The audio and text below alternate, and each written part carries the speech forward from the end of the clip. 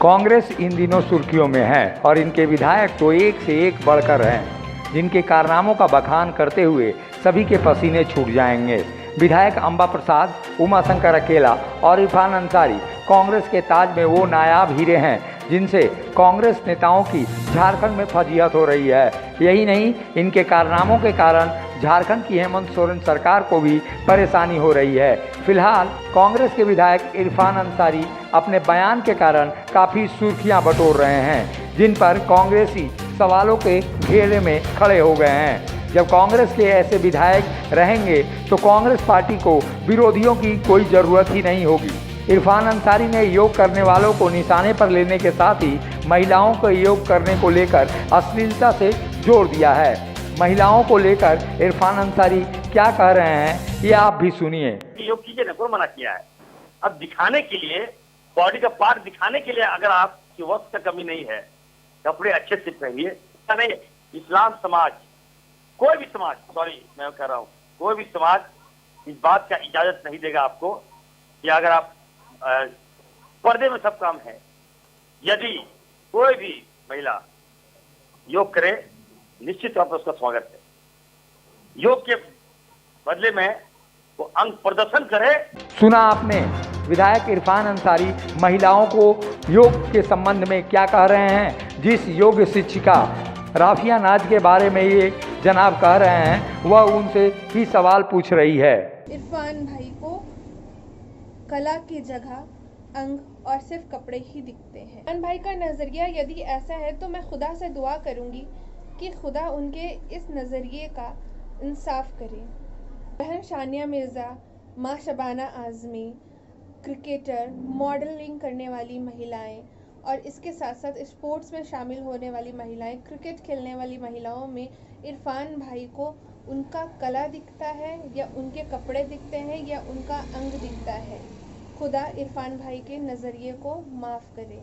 विधायक इरफान अंसारी के इस बयान को लेकर विरोधी दल कांग्रेस पार्टी की मानसिकता पर ही सवाल खड़े करने लगे हैं, क्योंकि विधायक इरफान अंसारी केवल कांग्रेस के विधायक ही नहीं बल्कि झारखंड प्रदेश कांग्रेस कमेटी के कार्यकारी अध्यक्ष भी हैं। भाजपा के नेता अब विधायक इरफान अंसारी को संकीर्ण मानसिकता वाले करार दे रहे हैं।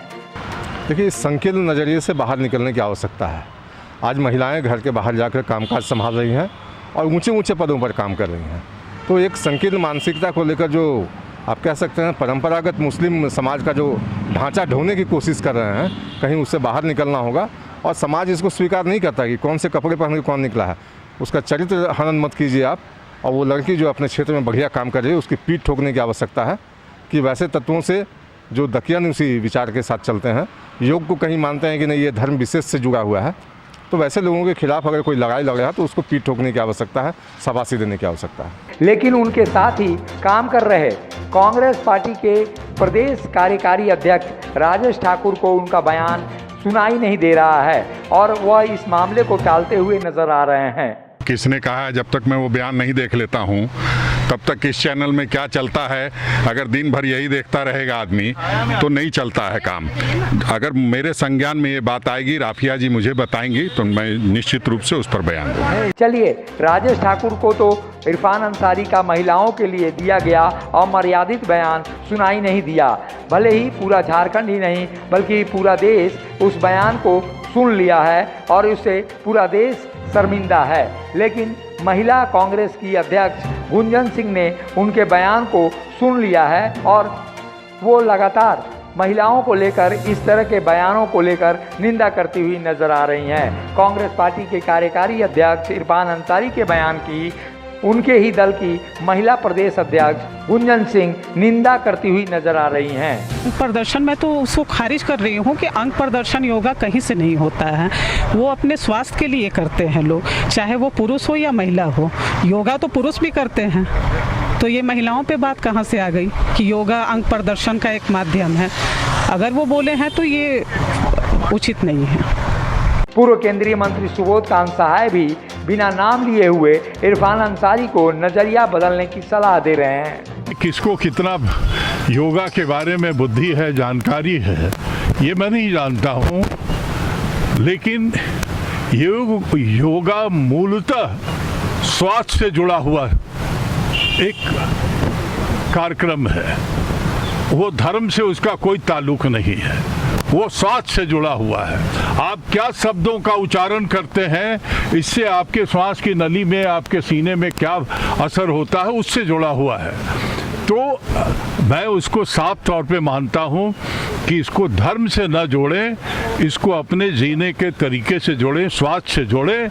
ये न हिंदू धर्म का है, न ये मुस्लिम धर्म का है, ये जीने का एक साइंटिफिक तरीका है। इरफान अंसारी एक बार नहीं बल्कि बार बार कांग्रेस की फजीहत करा चुके हैं। विधानसभा के अंदर अपने कार्यों से संसदीय मर्यादा को भी शर्मिंदा कर चुके हैं। इरफान अंसारी अपने असंसदीय आचरण के लिए विधानसभा के अंदर माफ़ी भी मांग चुके हैं। ऐसे में इरफान अंसारी ने अब एक महिला के आचरण को लेकर जो सवाल खड़े किए हैं, उससे कांग्रेस पार्टी की बदनामी चारों ओर हो रही है। कांग्रेस के कार्यकारी प्रदेश अध्यक्ष के रूप में इरफान अंसारी ऐसी अशोभनीय बयानबाजी करेंगे तो कांग्रेस की जनता के बीच तो फजीहत होगी ही। अभी भी वक्त है कि बोलने के पहले इरफान अंसारी सोचकर ही बोले, क्योंकि वो माननीय हैं और ऐसी बयानबाजी माननीयों की इज्जत जनता के बीच कम करती है, जो आने वाले दिनों में संसदीय मर्यादा को धूमिल करती हुई नजर आएगी। मुखर संवाद के लिए अशोक कुमार की रिपोर्ट। जब टूटती है आस, जब थकती है सांस, जब रूठते हैं अपने, मुंह मोड़ता है जमाना, जब अंगड़ाई लेता है संकल्प, फिर बनती है कहानी, बनते हैं अनमिट निशान। देखिए मेरे साथ संघर्ष की दास्तान।